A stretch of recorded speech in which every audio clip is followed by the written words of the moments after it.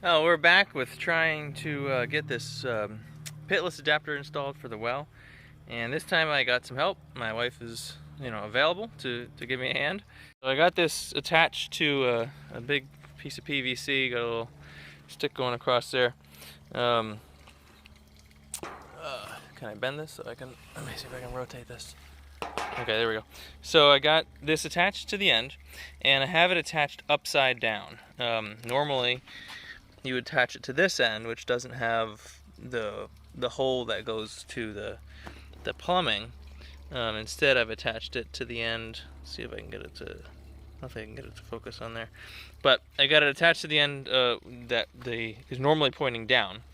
Reason being, you can see this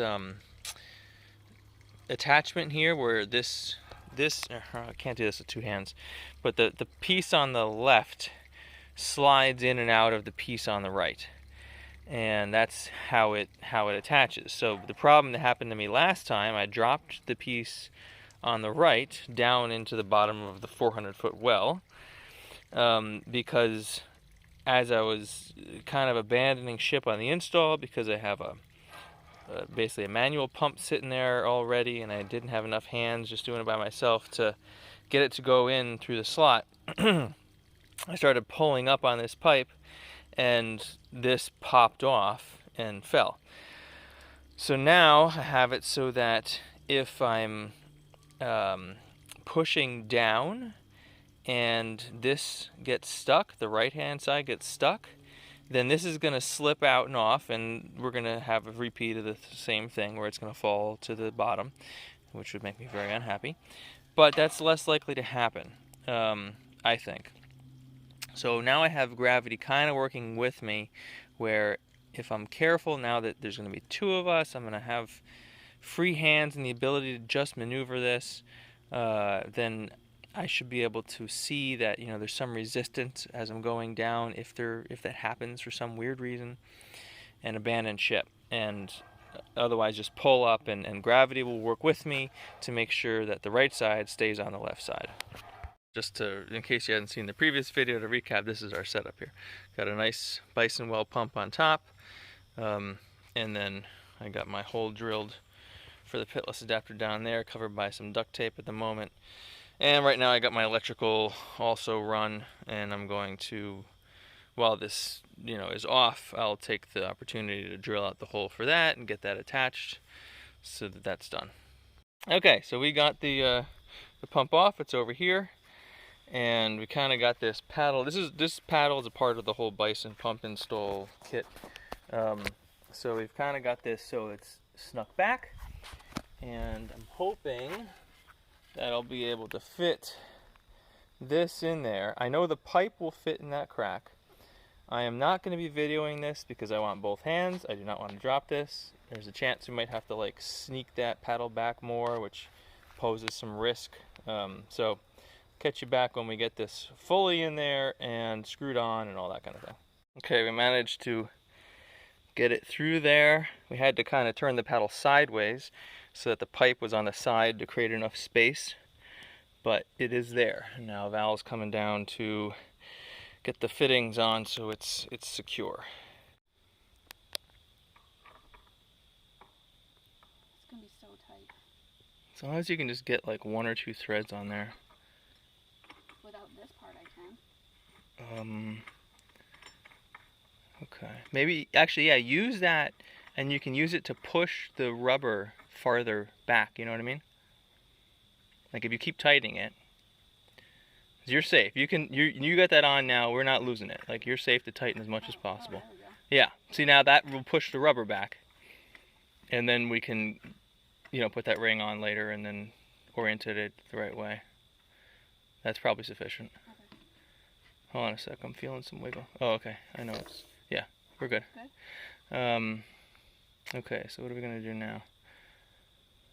I don't know. Okay, we're gonna debate this for a minute.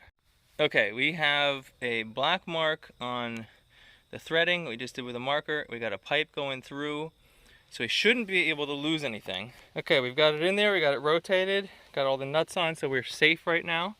I got that, I pulled the pipe out with the you know, the little slot thing that goes into there, pulled it out, unscrewed it from that pipe, flipped it upside down, screwed it back in, and then, you know, rotated this, and now we've slipped it back in.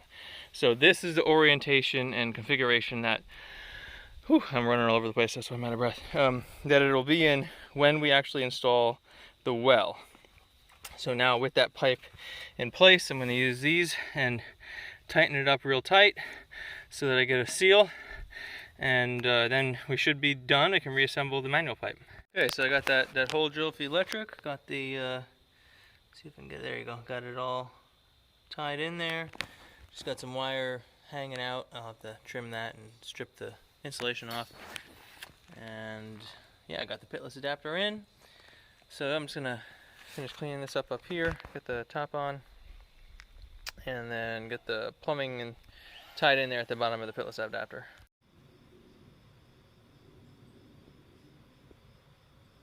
For the water supply line, we're using this black poly pipe. There's lots of reasons for that. It's actually two. There's it's very flexible, so I can easily get it through this twisty trench. And the stuff in the well is going to be poly pipe, so because it's light. Anything that's not poly pipe, there's PVC and galvanized are the other two methods of doing it, and they both require like a crane or something because you can't lift it, it's too heavy. But the poly pipe, you know, I think it's up to 300 feet is light enough to install yourself, and we're doing 200. So I figure just use the same material all the way, and since it's flexible, make my life easy. Got this, everything we're doing here is stainless steel. I got this stainless steel barb that'll fit right into the pitless adapter, and because it's stainless steel, we got to use PTFE thread, and I'm also using PTFE. There you go, PTFE putty paste or whatever. I was looking online for, you know, I thought maybe you just use one of these, but apparently there's a heated debate about what you use, paste, tape, or both.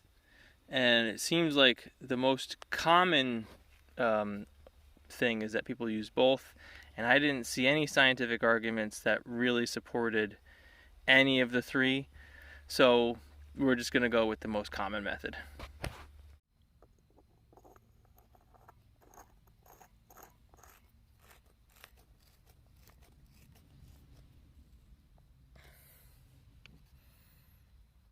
All ready to get the pipe on now.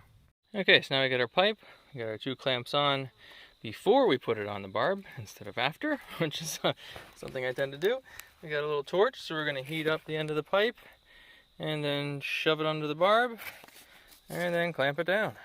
And that is it. We got one fully installed house to well pipe and electrical system.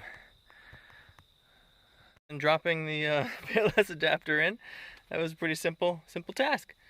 So I just put some dirt down, kind of tried to pack it down below where the pipe was, and it's hard to see with the sun.